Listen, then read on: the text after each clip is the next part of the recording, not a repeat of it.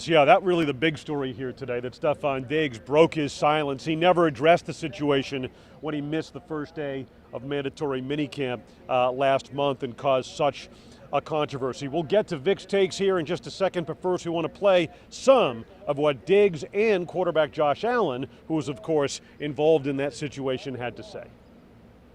And if you ever had a job and you've been pushing at it for a long time and it's just not turning a corner, you start to draw a lot of questions like, how can we do things better? And wanting to see things turn a corner, that's where that question draws, and that's where you see me having conversation. That's when I have a conversation X, Y, Z. So I feel like that open door policy kind of like helps us, you know what I'm saying? And that's just how family works. Communication piece of it, making sure that we're on the same page and have a clear understanding of, what's being called, when it's being called, when I'm looking his way. It's just usual football talk, I guess, and just making sure that we're staying in a constant line of communication.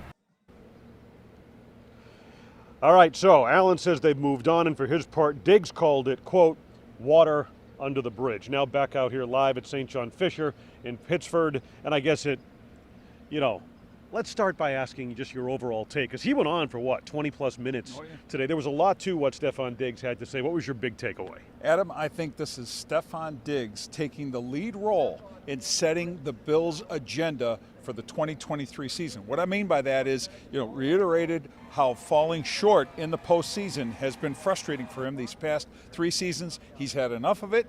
It boiled over, understandably so, for him and a lot of people connecting with the Bills, the fan base, everybody.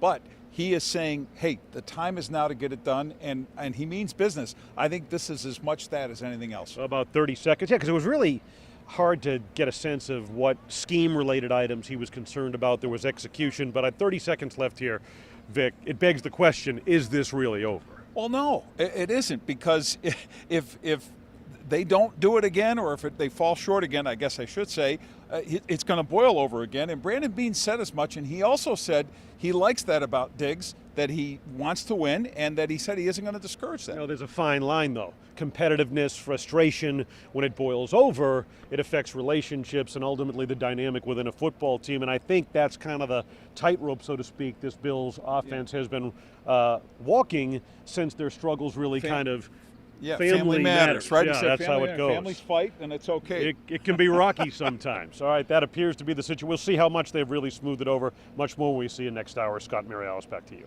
All righty, we'll look forward to that.